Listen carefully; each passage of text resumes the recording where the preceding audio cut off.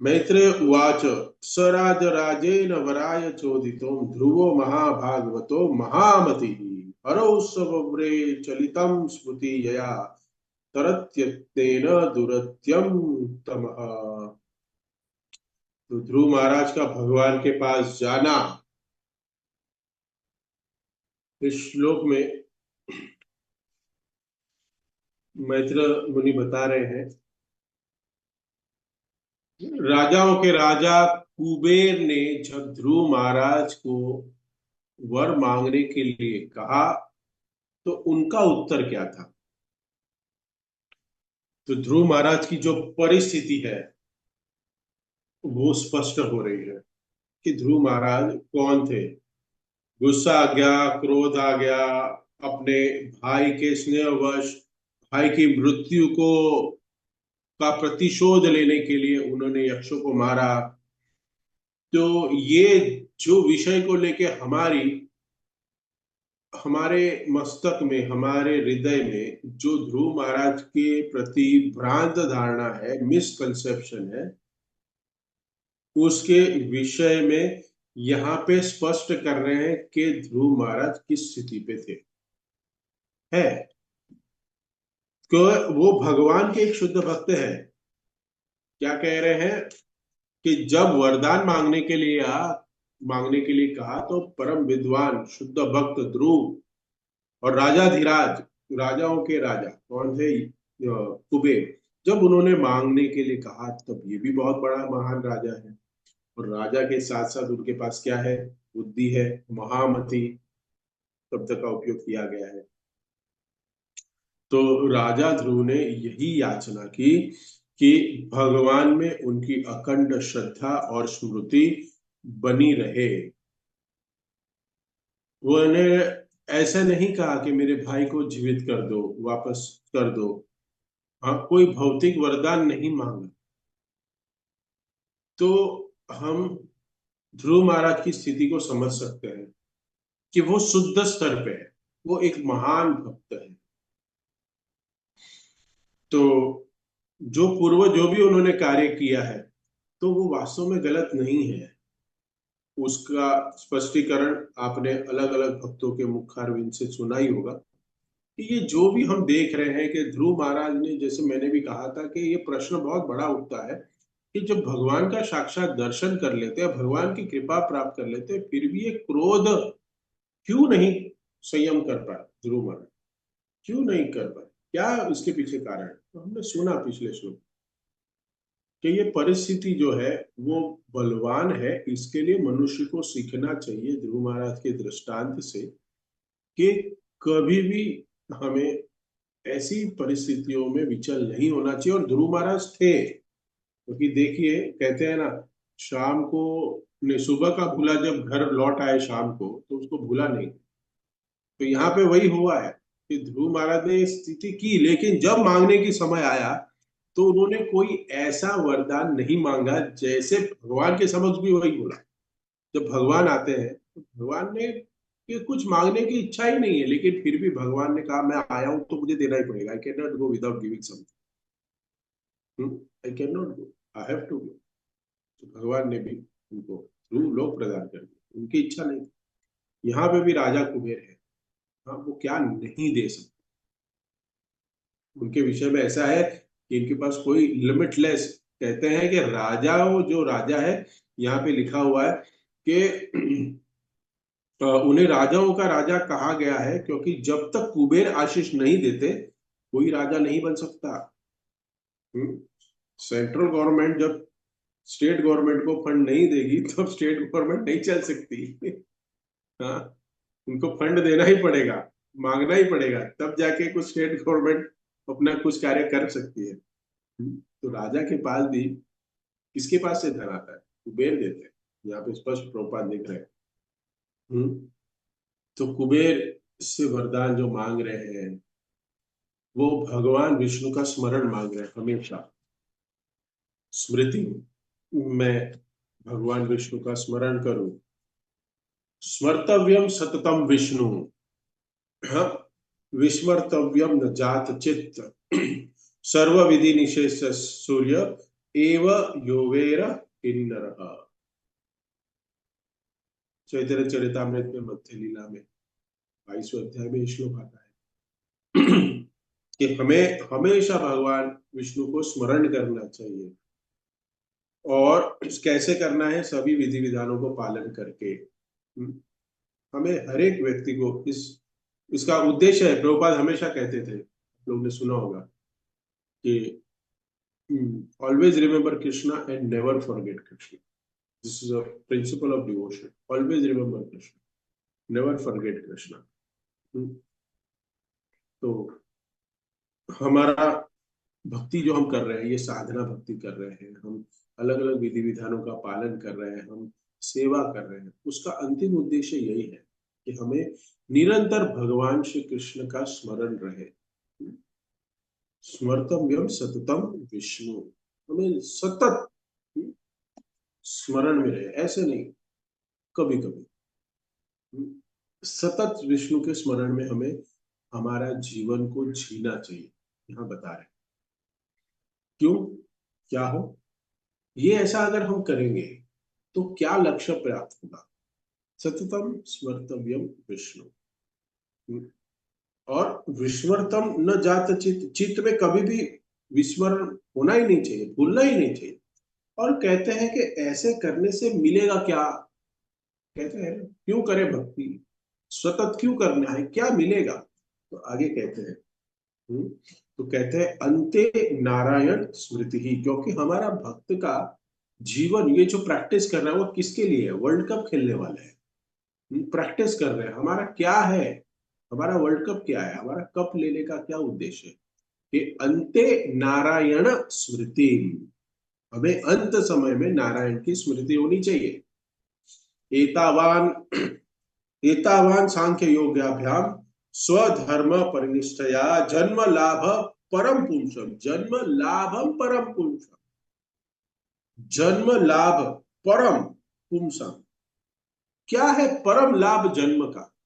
हमारा जन्म का उद्देश्य, जन्म विफल हो गया कहते हैं, जन्म फल हो गया, हमारा जन्म का कोई नाश हो गया, या कोई कहते हैं नहीं इसका जन्म एकदम साकार हो गया। क्या, क्यों? क्योंकि अंत समय में नारायण की स्मृति हुई।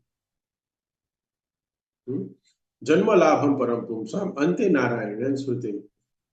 जन्म लाभ तब होगा हमारा जब हमारा अंत में नारायण का स्मरण होगा। मृत्यु के समय हम जब भगवान का स्मरण कर सकेंगे तब हमारा जन्म सार्थक हो जाएगा, लाभान्वित हो जाएगा, हमारी साधना का, हमारी सेवाओं का फल प्राप्त होगा हमें। ये सिर्फ उतना ही फल है। देखिए पूरी लाइफ की हमारी प्रैक्टिस है। और व्हाट इज द फाइनल जो मिलना है ना, क्या मिलने वाला है? हाँ, क्या विड्रॉ करेंगे, हमें क्या मिलेगा? बस एक चीज कि अंत समय में हमें भगवान श्री कृष्ण का स्मरण हो। कि भगवान का अगर हम स्मरण करके हमारा शरीर त्याग, देह त्याग अगर हम करेंगे तो क्या होगा? जन्म लाभ, बहुत सुंदर श्लोक है श्रीमद् भागवतम। हमारा लाभ है, जन्म का लाभ है। और कोई लाभ नहीं है जन्म में, हम कितने सारे लाभों के, भौतिक लाभ के पीछे पड़े हैं, लेकिन जो हमारा असली लाभ है वो हमें पता ही नहीं। We don't know. लेकिन एक भक्त अपनी टीका में कहते हैं मृत्यु के समय एक भक्त जो मृत्यु की शैया पे लौटता है तब उसकी क्या अवस्था है, तब उसकी उसकी भक्ति की जो सीमा है, भक्ति है, भक्ति जो की है वो, उसका फल प्राप्त होता है, वो दिखता है हमें कि कैसे कि कैसे वो अपना शरीर छोड़ता है। और यहाँ पे ध्रुव महाराज बहुत बुद्धिमान है, क्योंकि वो भौतिक इच्छा नहीं मांग रहे। उनको पता है भौतिक इच्छा क्या है, क्षणिक है, हाँ? क्षण भर रहती है, इसलिए वो ऐसा वर मांग रहे हैं कि वो क्षणिक ना हो, दूर दूर तक चले, सालों साल तक चले, नहीं जन्म जन्मांतर तक चले। तो यहाँ भगवत गीता में भगवान कहते हैं कि जो क्षणिक भोगों के पीछे में लोग होते हैं वो हमेशा दुख का ही अनुभव करते हैं। क्षणिक जो इंद्रिय तृप्ति के पीछे जो भागते हैं यही स्पर्श शाप होगा दुख योगेन एवते। आद्यंतवंत कौन्तेय न तेषु रमते बुधा, न तेषु रमते बुधा। हम्म, कि ये इंद्रिय सुख है। अगर हम कुछ वरदान मांगते हैं किसी से और हमें इंद्रिय तृप्ति के लिए कुछ वरदान मिल भी जाता है, क्योंकि वरदान इंद्रिय तृप्ति के लिए होते हैं, फॉर योर काइंड इन्फॉर्मेशन। कुछ भी मिलेंगे तो हम क्या करेंगे, उससे इंद्रिय सुख ही भोगेंगे। तो यहाँ पे भगवान कहते हैं कि ऐसे इंद्रियों से जो भोग मिलता है, स्पर्श जाप होगा दुख योग एवते, ये दुख का ही कारण बनता है। ये दुख ही मिलेगा आपको। कोई भी इंद्रियों से अगर हम कोई भी कार्य को ज्यादा से ज्यादा करने की कोशिश करेंगे तो क्या होगा, हमें दुख ही लाभ होगा। ये आंखों से ज्यादा टाइम हम लोग कोई मूवी देखेंगे, या ज्यादा टाइम हम यूट्यूब पे रहेंगे तो हमारी आंखों को दर्द होगा। इनिशियली बहुत अच्छा लगा देखने के लिए, लेकिन कुछ समय के बाद उसका और आनंद ले लूट रहे हैं हम लोग, तो क्या होगा, हमारी आंखें खराब हो जाती है। वो दूर तक नहीं, वो उसी रात को पता चल जाता है कि आंखें झलने लगती है। आपको कोई अच्छा खाना है तो आप कुछ कुछ थोड़ा समय तक खा सकते, उसके बाद वो अपचन हो जाता है और वही दुख का कारण बनता है। वही स्वादिष्ट भोजन जो हमने मात्रा से ज्यादा खाया। तो इंद्रिय भोग में हम जो भी करें,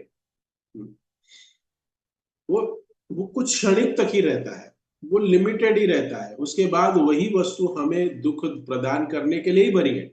दुख प्रदान करने के लिए बनी है, लेकिन वो इनिशियली हमें क्या लगती है कि सुख प्रदान करेगी, करती है, लेकिन उसको ज्यादा करो तो वही दुख में परिवर्तित हो जाती है। तो यहाँ पे कह रहे हैं कि दुख देने वाला है, वहीं से सिर्फ दुख उत्पन्न होगा। ये भगवान कह रहे हैं कि सुख नहीं है। तो एक आदि है, एक अंत है। तो आदि है जो वो सुख है, इंद्रिय तृप्ति का आदि वो सुख है, और अंत जो है ना वो दुख है। कोई भी इंद्रिय तृप्ति का आप साधन ले लीजिए, वो अंत में तो आपको दुख ही देगा। और वो कह रहे हैं, हाँ, न तेषु रमते बुधा, और बुद्धिमान व्यक्ति है। और ध्रुव महाराज को यहाँ क्या क्या कहा गया है, महामति, विचारवान, बुद्धिमान, महामति का।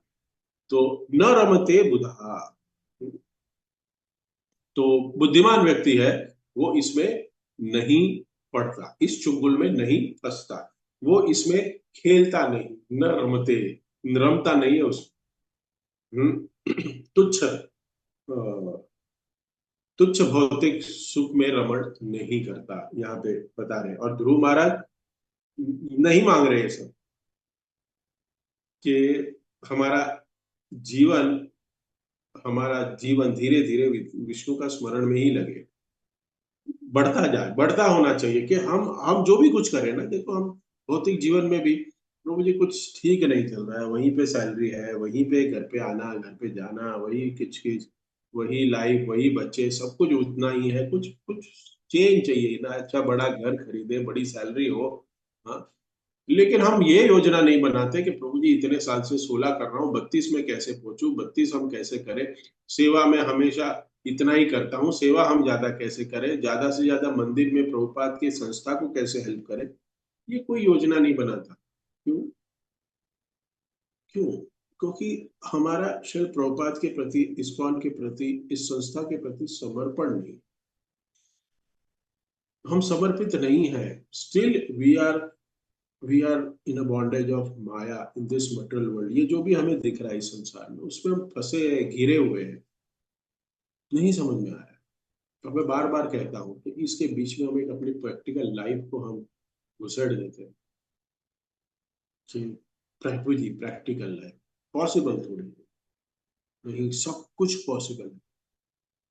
We can give up everything and do so many things for Krishna, so many things for Prabhupada, so many things for Guru Maharaj. But we don't want to do, हमें नहीं करना है, इसके लिए हम ये सब कारण दिखाते हैं, कारण देते। तो ध्रुव महाराज ने भौतिक नहीं मांगा है, आध्यात्मिक वरदान मांगा। तो प्रश्न उठता है कि भगवान के भक्त है ध्रुव महाराज,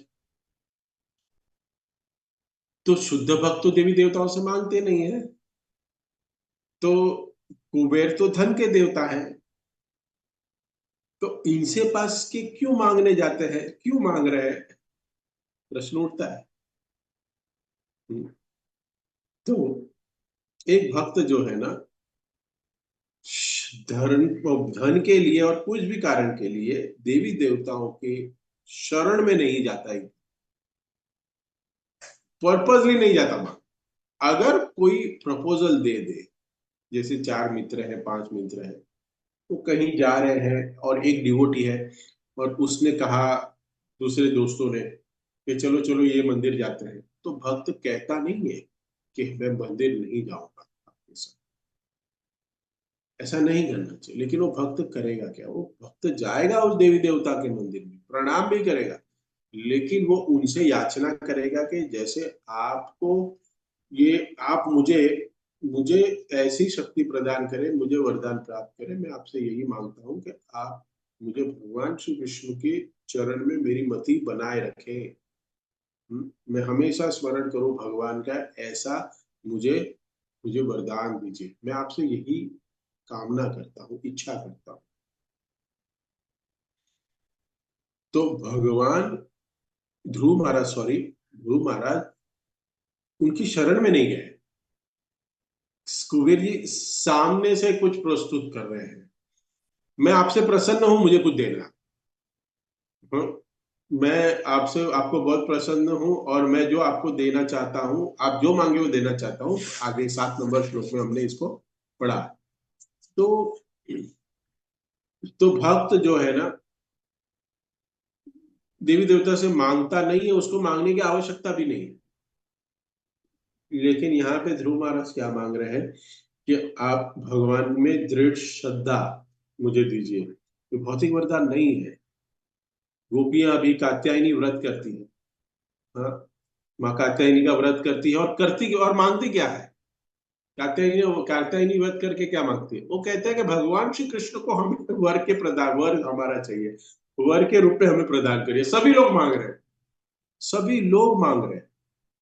और विच प्रचलित है कि कात्यायनी व्रत करेंगे तो जो पूर्ण करना है, क्योंकि भगवान ने उनको एम्पावर किया है कात्यायनी देवी को, कि तुम्हारा कोई व्रत करेगा तो उनके हृदय में जो भी वर के जो क्वालिटीज है वो मुझे चाहिए, वो आपको प्रदान करने पड़ेंगे।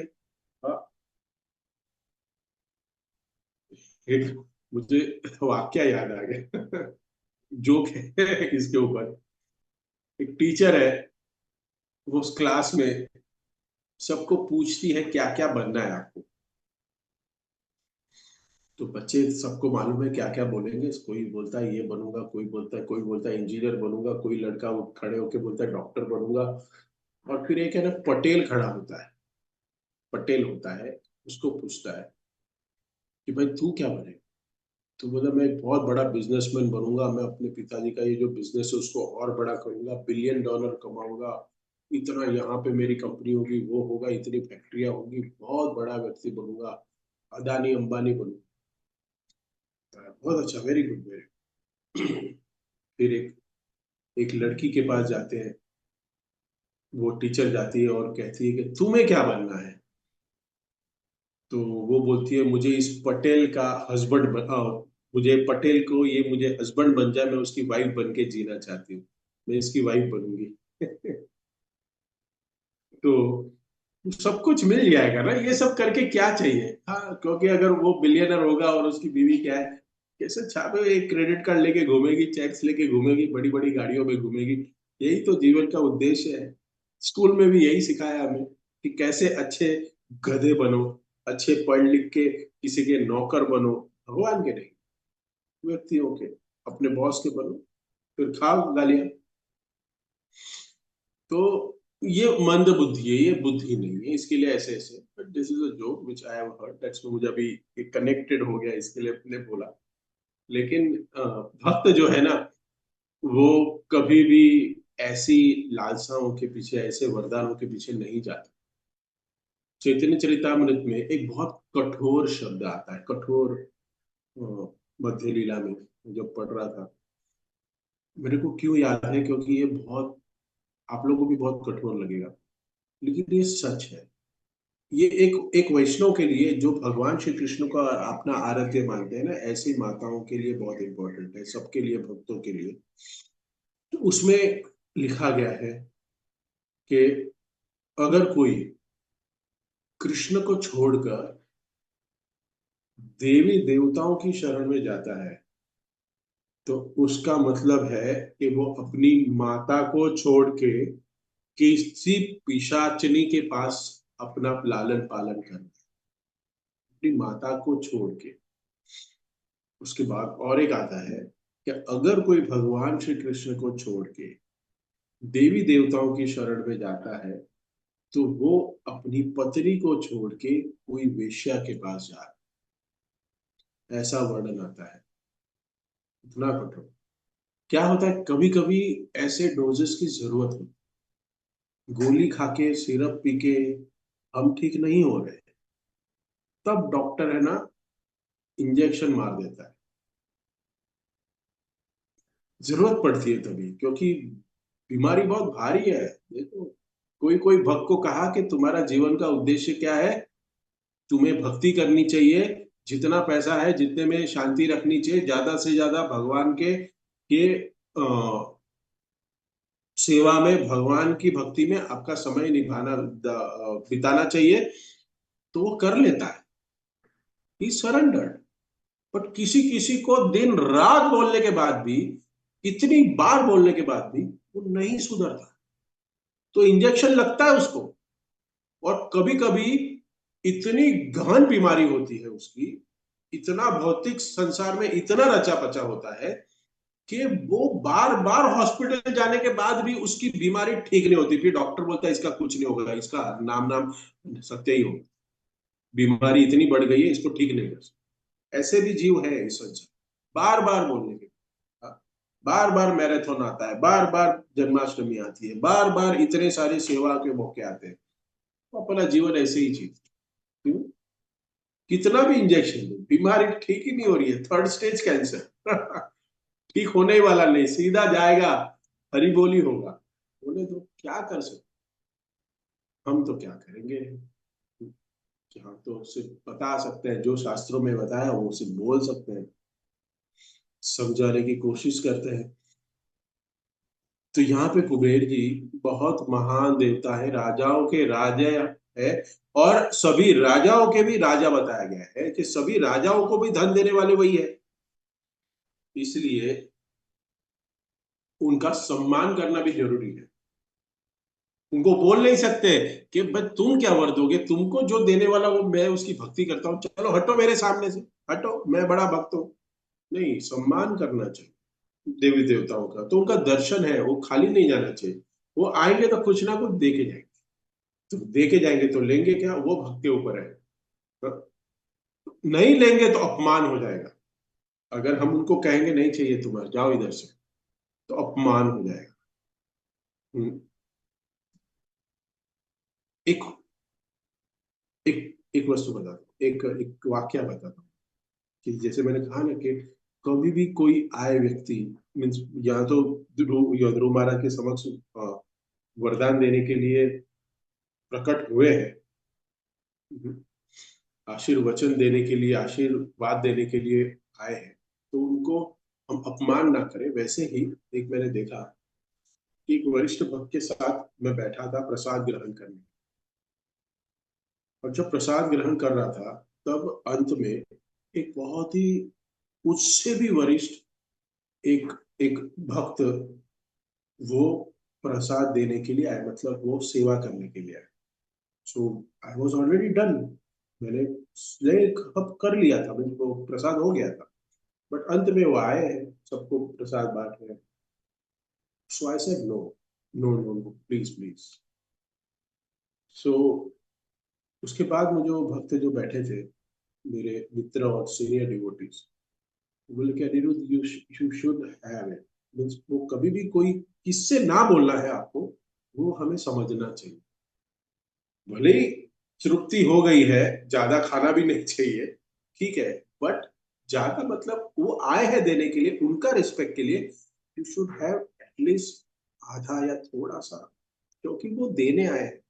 And if we don't take we insult, और वो इंसल्ट एक रेगुलर कोई है जो पहले भी सर्व कर चुका है और वापस देने आया है, तो उसको हम ना बोले ठीक है, बट कोई सीनियर वैष्णव वो वो अपनी कृपा देने आए हैं, वो सेवा करने आए हैं, so we should give them the opportunity to serve. This is the science, we should understand this.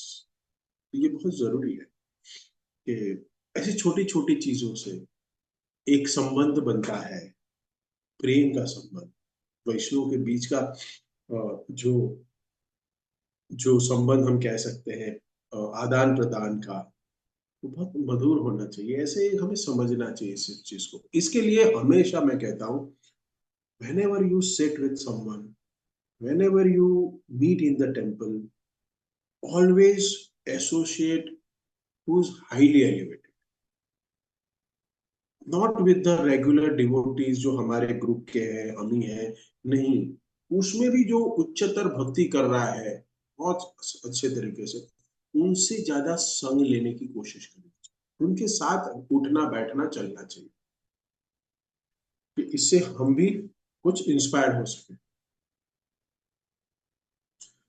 तो यहाँ पे ध्रुव महाराज ने ऐसी चीज मांगी है जो कृष्ण भावनामृत में प्रगति हो। भौतिक बात है तो वो प्रतिकूल हो जाता है कृष्ण भक्ति में, लेकिन उन्होंने आध्यात्मिक वर मांगे। और आज हम तात्पर्य में देखते हैं कि बहुत सारे इंपॉर्टेंट पॉइंट्स है यहाँ पे, केशव प्रभुपाद लिख रहे हैं। तो सबसे इंपॉर्टेंट इसमें है ना, पुरुषार्थ के बारे में बताया गया। देखो, पुरुषार्थ, चतुर्वर्ग, चार पुरुषार्थ है, धर्म अर्थ काम और मोक्ष, करेक्ट। मैं रिसेंटली इसके ऊपर डिटेल में बताया था जब हम जगन्नाथपुरी जा रहे थे, तब तब ट्रेन में मैंने हमारे भक्तों को लेक्चर दिया था कि जो जगन्नाथपुरी के चार द्वार है वो इसको रिप्रेजेंट करते हैं, और जो सिंह द्वार में जो मेन द्वार है वो वो मोक्ष को प्रदान करता है। हम्म, तो सामान्यतः एक मनुष्य के लिए मोक्ष सबसे इंपॉर्टेंट है। धर्म अर्थ काम और मोक्ष, फाइनल डेस्टिनी क्या है, हम लोग भी कभी भक्तों को, हाँ तुम्हें मोक्ष मिलेगा क्या, मुक्ति मिलेगी क्या, ऐसे ही सबको पता है, ये प्रचलित है ये। तो तो यहाँ पे चैतन्य महाप्रभु बता रहे हैं ये चार चार पुरुषार्थ है, लेकिन भक्त उस चार पुरुषार्थ के पीछे नहीं है, वो पंचम पुरुषार्थ के बारे में चर्चा कर रहे हैं। प्रभुपाद भी लिख रहे हैं कि सबसे जो अच्छा वर होता है वो ये चार कैटेगरी में होता है, जो मनुष्य प्राप्त कर सकता है वर किसी से, धर्म अर्थ काम और मोक्ष। लेकिन मोक्ष से भी ऊपर क्या है, तो कृष्ण प्रेम जो है, कृष्ण भक्ति जो है, कृष्ण सेवा जो है, वो पंचम पुरुषार्थ में आता है। तो यहाँ ध्रुव महाराज पंचम पुरुषार्थ मांग रहे हैं, वही मांग रहे हैं कि कृष्ण की प्रेम मांग रहे हैं, कृष्ण की सेवा मांग रहे हैं। भगवान की सेवा छोड़कर कोई स्थिति भक्त को चाहिए ही नहीं, कहीं पे भी रहे, अगर उसको भगवान की सेवा करने को मिल रही है वो सेटिस्फाई है, उसके लिए सब समान है। तो नारायण परा सर्वे न कुटस्थने विभज्यति विभज्यति सर्व परागव नरकेशु अपि तो पर अपि तोर्त्यर्हा दर्शनम। तो जो नारायण के ऊपर डिपेंडेंट है भक्त, न कुटस्थ्यम विभज्यति, वो किसी भी अवस्था से डरते नहीं है, विभक्ति, डरते नहीं है। हाँ? और स्वर्ग अपवर्ग, स्वर्ग और अपवर्ग मतलब स्वर्ग की या मुक्ति की, हाँ, और नरकेशु, यहाँ पे नरकेशु के कहीं भी हो वो, हाँ, तो अभी तुल्यार्थ दर्शनी, वो सभी को एक समान समझते हैं, नरक स्वर्ग, हाँ, और बाद में कहते हैं सारी जो मुक्ति के बाद जो मिलने वाली स्टेज है वो सबको समान मानते हैं। कैवल्यम नरक, हाँ, तो कि नरक में तो कोई सेवा का मौका ही नहीं है।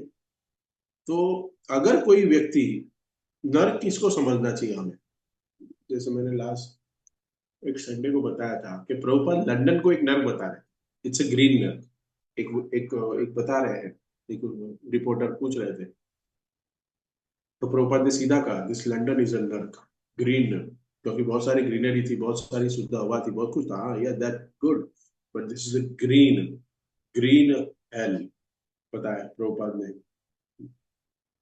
तो फिर एक रिपोर्टर ने पूछा, तो क्या भगवान श्री कृष्ण ने कुरुक्षेत्र में भगवत गीता का ही उपदेश दिया, तो क्या भगवान नरक में भी जाके उपदेश देते हैं? तो प्रभुपाद ने कहा, हाँ देते हैं, मैं आया तो हूँ ये लंदन लंदन में, नरक तो है तुम्हारा, तो मैं उपदेश दे रहा हूँ, भगवान ने मुझे भेजा है उपदेश देने के लिए, तो नरक में भी उपदेश होता है। तो यहाँ पे भी ये श्लोक में पता चलता है कि स्वर्ग लोक का जो सुख है वो आकाश में फूल के समान है। प्रभुपाद तात्पर्य में लिख रहे हैं कि आकाश में पुष्प कभी हो सकता है? नहीं हो सकता। तो और मुक्ति उसको नर्क जैसे लगती है, नर्क जैसी है। तो भक्त अलग से मुक्ति के लिए कोई प्रयास नहीं करता, क्योंकि मुक्ति प्राप्त करने के बाद वो सेवा नहीं कर सकता भगवान की, फिनिश्ड एवरीथिंग, सेवा नहीं कर सकता। तो चैतन्य महाप्रभु जब प्रार्थना करते हैं अपने शिष्टाष्टकम में, न धनम न जनम न सुंदरीम कविताम वा जगदीश कामये मम जन्मनि जन्मनीश्वरे भक्तात् भक्ति हेतु की तो, मुक्ति की कामना मैं नहीं कर रहा हूं, मुझे जन्म प्रति जन्म भी क्यों ना मिलते रहे, मुझे सिर्फ और सिर्फ अहेतु की भक्ति करने की लालसा है, मुझे आपकी भक्ति चाहिए।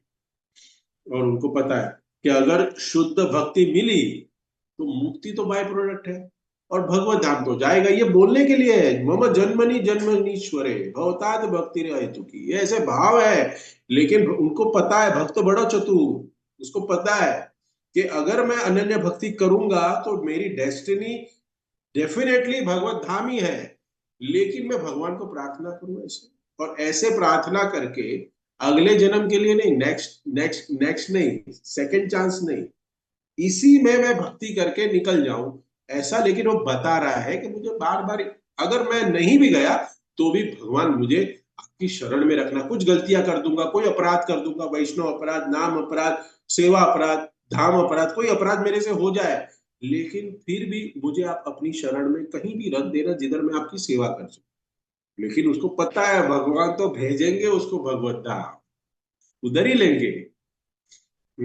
हाँ, लेकिन सेवा में काम चोरी, हाँ सेवा में से हम अगर कहीं से छुप जाएंगे, प्रभु जी ये प्रॉब्लम है, प्रभु जी ये है वो है, अरे कृष्ण माता जी नहीं कर सकते, ये नहीं कर सकते, अगर यहाँ बनाया है ना बहाना, यहाँ, तो भगवत धाम तो जा ही नहीं सकते, क्योंकि वहां पे तो कामचोर लोगों की, सेवा चोर लोगों की जरूरत ही नहीं, वहां पे तो सब सेवा करने के लिए लालायित है, मुझे ही चाहिए। भगवान हार कितना पहन सकते हैं?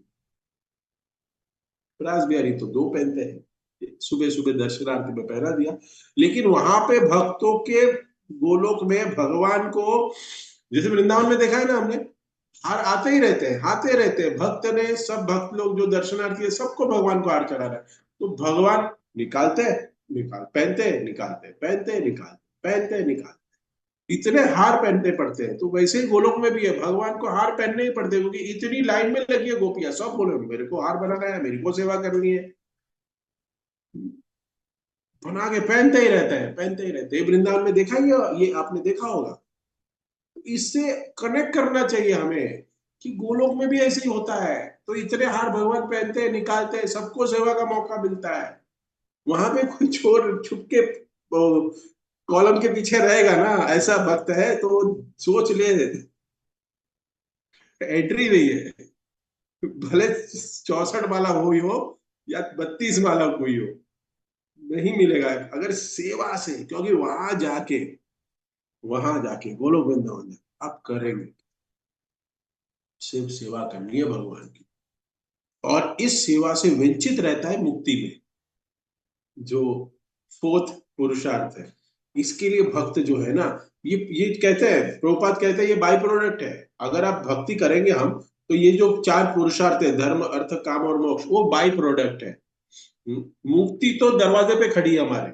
अगर आपके, बहुत साल पहले कृष्ण में माता जी ने श्रद्धा कुटीर का स्टिकर लगाया था, मुझे याद है अभी भी, सबके घर पे, वो श्रद्धा कुटीर जिसका घर है ना, उसके बाहर मुक्ति चौखट पे खड़ी है, लेकिन वो अंदर नहीं आ रही है क्योंकि भक्त बुलाता ही नहीं हूँ, मुझे नहीं चाहिए मुक्ति, जाओ दूसरे दरवाजे पे जाओ।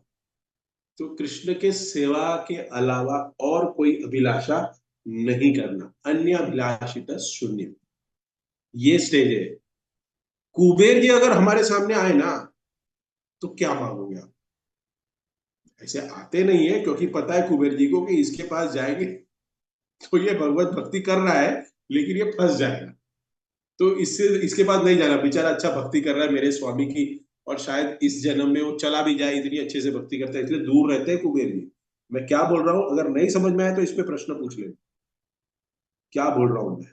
इसलिए कुबेर जी दूर रहते हैं भक्त से। अगर इसको कोई कनेक्ट नहीं कर पा रहा है, प्रश्न पूछ लेना, बहुत बहुत आंसर इसका बहुत बताऊंगा नहीं अभी, लेकिन इंटरनल मीनिंग है इसका। तो भौतिक इच्छाएं है, तो यहाँ पे जो स्थिति है, वो हमारी भौतिक इच्छा कुट कुट के भरी है। कुबेर जी आ ही नहीं रहे क्योंकि पता है ये मांगेगा कुछ और फंसेगा और भगवान से दूर हो जाएगा। तो ध्रुव महाराज के सामने आए हैं, लेकिन न वरम थी, मुझे नहीं चाहिए, कोई वर नहीं चाहिए, मुझे सिर्फ भगवान का स्मरण चाहिए, भगवान की भक्ति चाहिए।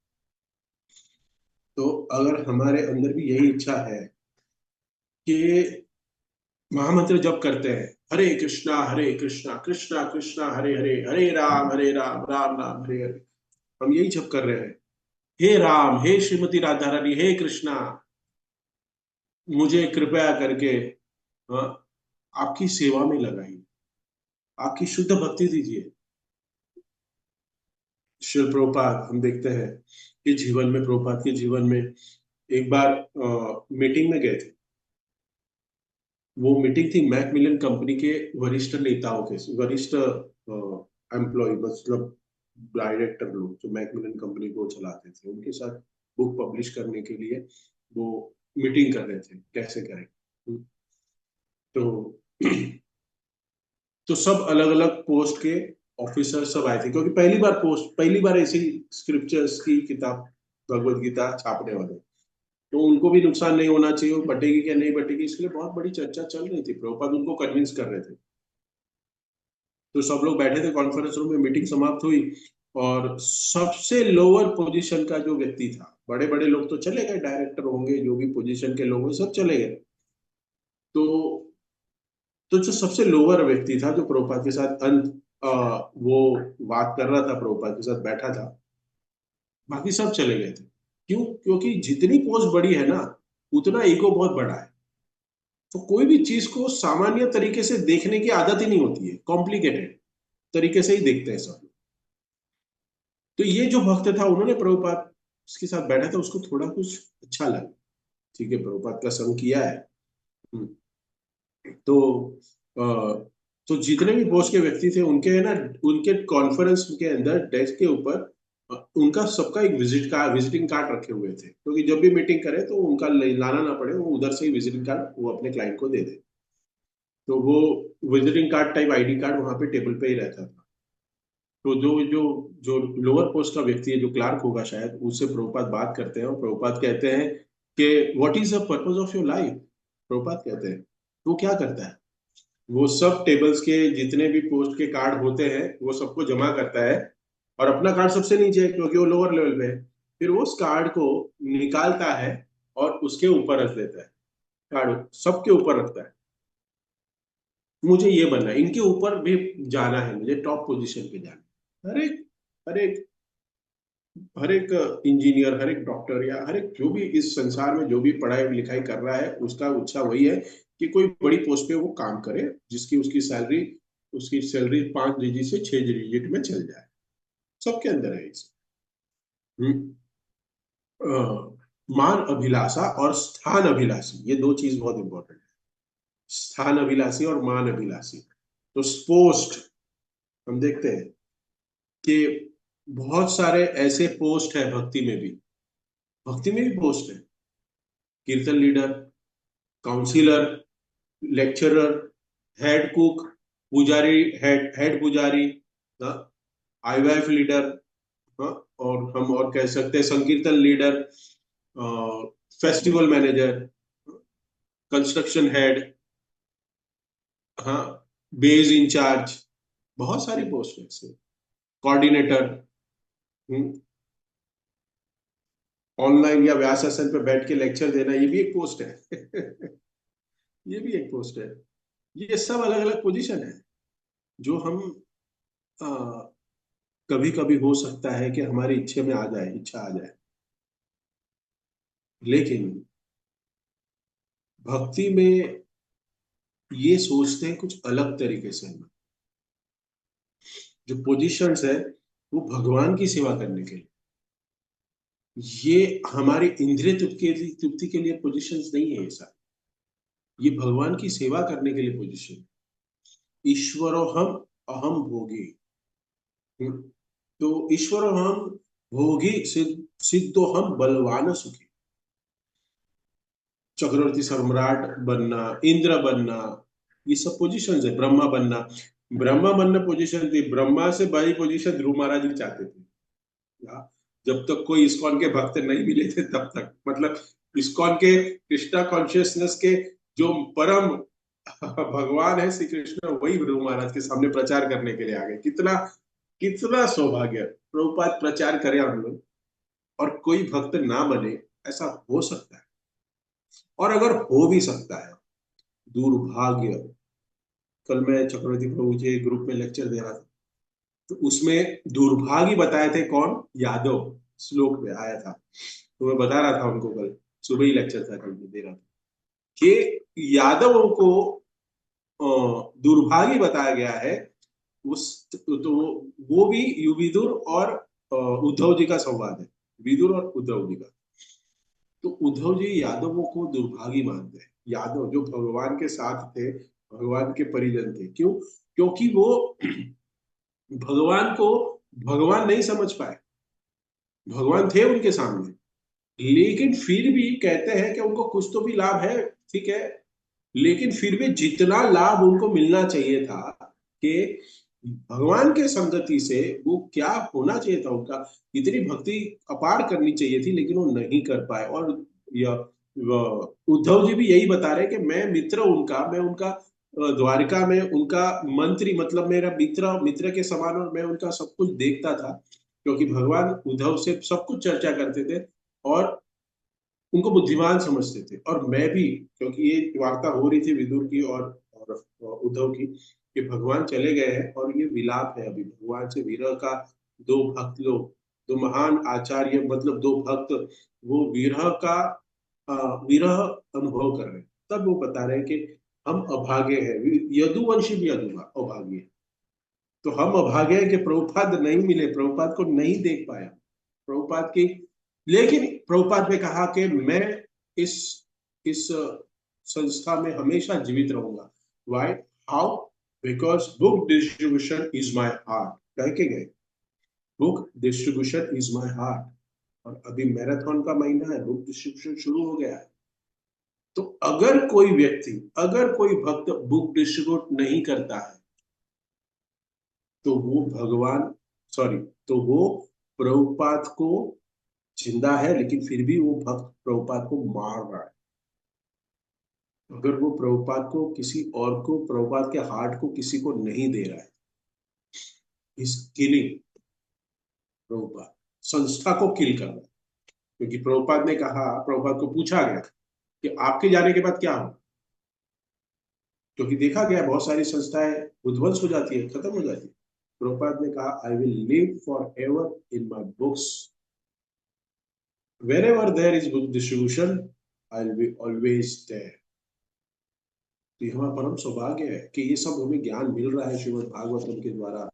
हाँ, देखते हैं कि कितनी असीम कृपा है, प्रभुपाद ने कितनी तपस्या करके, कितनी अटक परिश्रम करके हमें शास्त्र दिए। और शास्त्र क्यों दिए?